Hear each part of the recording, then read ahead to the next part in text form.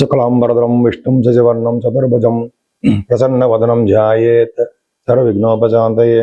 ఓం గం గణపతయే నమః. ఓం శ్రీమాత్రే నమః. ఓం శ్రీ గురుభ్యో నమః.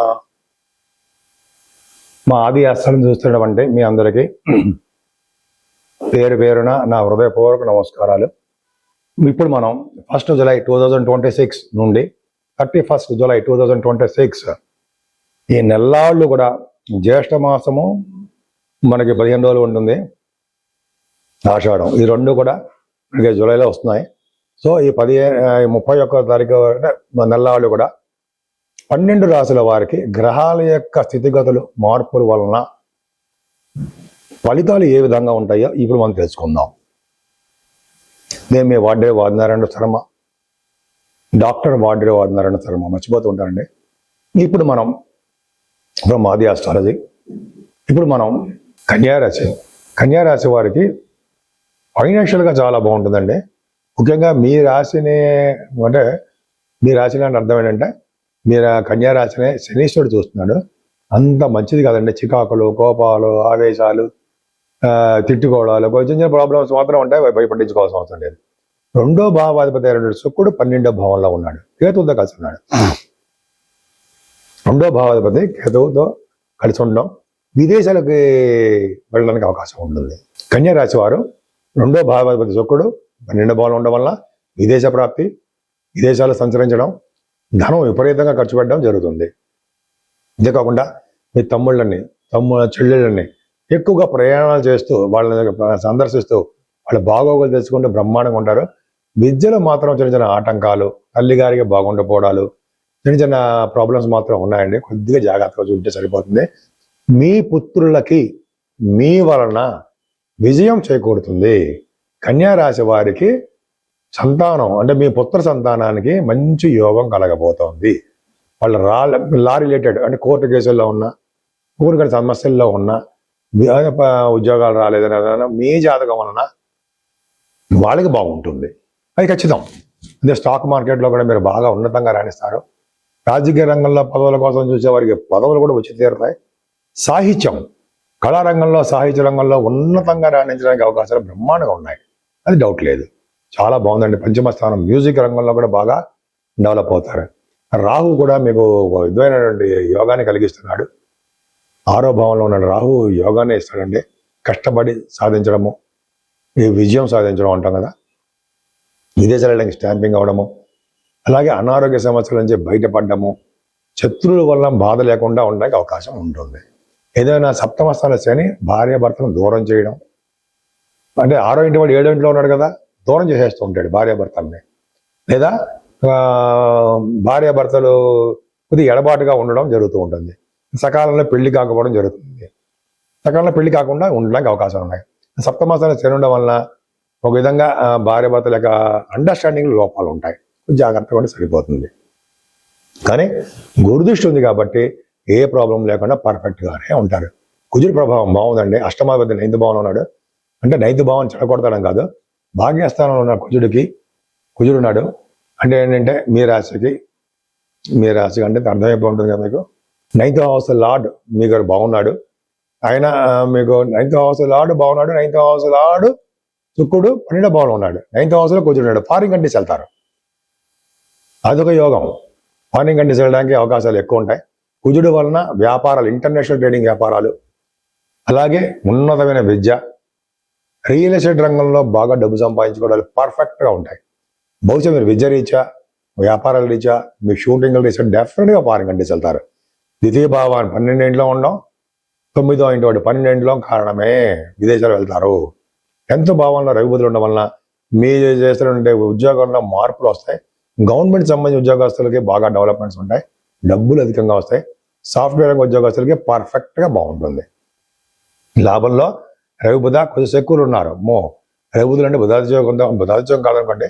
రవి బుధులు 11వ భావం ఉండడం వలన అమితమైన ధనప్రాప్తి, గురుడు కూడా ఉండడం, శుక్రుడు కూడా ఉండడం వలన విశేషమైన ధన సంపాదన బాగా ఉంటాయి. ఏ వ్యాపారం చేసినా సరే ఆ వ్యాపారంలో అమితంగా డబ్బు సంపాదించుకోవడానికి అవకాశాలు ఉన్నాయి. శుక్రకేతుల వలన మీకు తీర్థయాత్రలు, దైవ దర్శనాలు, డబ్బులు ఖర్చు అయిపోతూ ఉండాలి. విదేశీ పర్యటన చేయడం ఖాయమే. నేను మీ డాక్టర్ వాడినారాయణ శర్మ. మీకు మీకు మీ జాతకాలు తెలుసుకోవాలనుకుంటే ప్రతిసారి చెప్పినట్టుగానే date of birth, time of birth, place of birth కావాలండి. ఖచ్చితంగా మనం రిజల్ట్స్ వచ్చేట్టుగా చేయొచ్చు. మీ కాల్స్ నేనే లిఫ్ట్ చేస్తూ ఉంటాను, లేదా మీరు వాట్సాప్ మెసేజ్లు పెడుతూ ఉండండి. ఎందుకంటే నేను షూట్స్లో ఉన్నప్పుడు చేస్తూ ఉంటాను. వేరే వాళ్ళు ఎవరో కూడా మన దగ్గర ఏం పని చేయరు, ఉండరు. ఎందుకంటే డైరెక్ట్ కాంటాక్ట్ ఉండాలని చెప్పి నా ఉద్దేశము. మీరు చెప్పేటువంటి ప్రాబ్లమ్స్ ఏమైనా ఉంటే డైరెక్ట్గా వినొచ్చు. కాబట్టి ఒకవేళ కొన్ని సందర్భాల్లో మా మిస్సెస్ గారు లిఫ్ట్ చేస్తారు, అంత ప్రాబ్లం లేదు. సో అందరూ కూడా మీకు మీరే కాదండి, మీ చుట్టాలు ఎవరన్నా, మీ తెలిసిన వాళ్ళన్నా జాతకాలు కూడా చెప్పించుకోవచ్చు. ఎందుకంటే ఆల్మోస్ట్ నాకు ఒక ఎక్స్పీరియన్స్ పర్సన్. అటు కాస్ట్ అకౌంటెంట్ గాను, ఇటు అస్ట్రాలజర్ గాను ఉన్నాను నేను. రెండింటిలోనూ కూడా 30 years ఆఫ్ ఎక్స్పీరియన్స్ పైన ఉంది. 34 సంవత్సరాలు అకౌంట్స్లోను, 36 సంవత్సరాలు దీంట్లోనూ ఉన్నాను.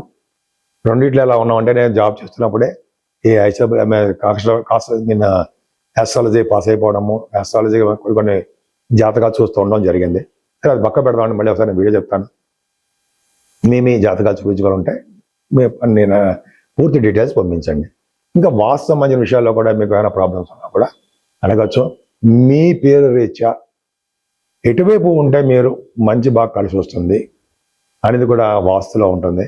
అది నక్షత్రాల మీద వాటి మీద ఏం ఆధారపడదు, మీ పేరు మీదే ఆధారపడి ఉంటుంది. కాబట్టి ఖచ్చితంగా మీ పేరు ప్రకారమే మీరు ఆ ఫేసింగ్ అంటే ఈస్ట్ ఫేసింగ్గా, వెస్ట్ ఫేసింగ్గా ఉంటాం కదా, ఆ వాటిలో ఎక్కడ ఉన్నా కూడా మంచి యోగాలు కలగడానికి అవకాశం ఉంటుంది. అద్భుతంగా ఉండాలి. ఆ ఇంట్లో ఉంటే మంచి ఫలితాలు వచ్చి తీరుతాయి. మీకు ఏ ప్రాబ్లమ్స్ ఉన్నా కూడా మీరు నన్ను కన్సల్ట్ చేయొచ్చు. కన్సల్ట్ చేసినందుకు మాత్రం నేను తప్పకుండా పరిష్కార మార్గాలు కూడా చెప్తా. సరేనండి, ఇప్పుడు జూలై నెలలో మనం పరిష్కార మార్గాలు ఏమున్నాయి అవన్నీ కూడా చెప్పుకుందాం. 12 రాశుల వారికి ఏ పరిష్కార మార్గాలు చేసుకుంటే బాగుంటుంది, మనకున్నటువంటి బడ్జెట్లోనే, మనకున్నటువంటి దీంట్లోనే ఎలా చేస్తే బాగుంటుంది అని చెప్పుకుందాం. యాక్చువల్గా ఆల్మోస్ట్ 13, 14 తారీఖు వరకు కూడా జ్యేష్ఠ మాసం ఉంటుంది. తర్వాత ఆషాఢ మాసం వచ్చేస్తుందండి. సో ముఖ్యంగా 13వ తారీఖుని మాస శివరాత్రి, అది చాలా పవర్ఫుల్. శివుడిని ప్రదోషకాల వేళలో ఎవరైతే అభిషేకాలు చేయించుకుంటారో లేదా పూజిస్తారో వాళ్ళకి అంతులేని సంపదలు, అన్ని కోరికలు నెరవేరడాలు, ఎటువంటి ప్రాబ్లమ్స్ ఉన్నా, లా రిలేటెడ్ ప్రాబ్లమ్స్ కానీ, పెళ్లి సమస్యలు కానీ, ఉద్యోగ సమస్యలు కానీ ఖచ్చితంగా తీరిపోవడానికి అవకాశాలు చాలా ఉన్నాయి. ఇంకా 14వ తారీఖు మంగళవారం అమావాస్య. ఆ రోజు పితృదేవతలకు ఇష్టమైన రోజు అండి. సో తర్పణాలు అంటే పెద్దవాళ్ళు లేని వారందరూ కూడా తర్పణాలు చేస్తే పితృదేవతలు సంతోషించి మనకి సంతతిని కలిగేట్టుగాను, మనకి ధనప్రాప్తి కలిగేట్టుగాను, ఉన్నతంగా రాణించేట్టుగాను, ఎప్పుడు సుఖ సంతోషాలతో ఉండేట్టుగాను వాళ్ళు దీవిస్తారు. ప్రతి అమావాస్యకి కూడా గురువుగారు కూడా చెప్తుంటారు మనకి. అలాగే మనం కూడా ఏంటంటే కొంతమంది తల్లిదండ్రులు లేని వాళ్ళు ఇటువంటి కార్యక్రమాలు, తర్పణాలు చేసుకుని ఉంటే చాలా మంచి భవిష్యత్తు ఉంటుంది. అంతేకాకుండా అమావాస్య పూట కూడా ఆంజనేయ స్వామి వారికి హోమాలు చేస్తూ ఉంటారు. అది హైదరాబాద్లో కూడా చేస్తుంటారండి. లేకపోతే అమ్మవారికి హోమాలు చేస్తుంటారు. ఎక్కడ హోమాలు చేసినా వదలద్దు మీరు. పైగా అమావాస్య పూట చేసే హోమాలు పరమ ఫలితాలు ఎక్కువ ఇస్తాయి, చాలా పవిత్రమైనవి. కాబట్టి మీరు ఎక్కడ హోమాలు చేసినా, అంటే హోమాలు అంటే చండీ హోమం చేస్తుంటాం కదా, అలా అటువంటి చేసిన ఆంజనేయ స్వామి వారికి హోమాలు చేస్తారు. మనకి యూసఫ్గూడలో ఆంజనేయ స్వామి గుడి ఉంది, అక్కడ కూడా చేస్తూ ఉంటారు. కేకేట్ హౌస్ దగ్గర బ్రహ్మాండంగా ఉంటుంది. అదొకటండి. తర్వాత ఇంకోటి ఏంటంటే అసలు మెయిన్ ఇంపార్టెంట్ 17వ తారీఖు దక్షిణాయనం. దక్షిణాయన పుణ్యకాలం అంటే ఏంటి? సూర్య భగవానుడు తన దిశని మార్చుకుంటాడు.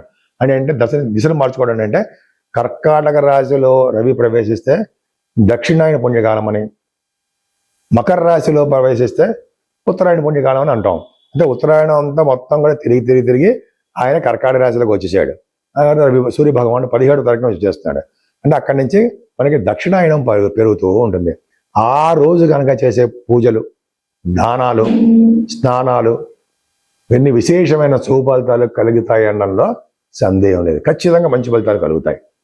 పైగా ఆ రాత్రి ఎక్కువను పగలు తక్కువగా మనకు ఉండే సమయాలుగా ఉంటాయి. సో ఇది ఒక చాలా ఇంపార్టెంట్ అండి. మనకి సూర్యభగవానుడి యొక్క ప్రభావం చాలా బాగుంటుంది.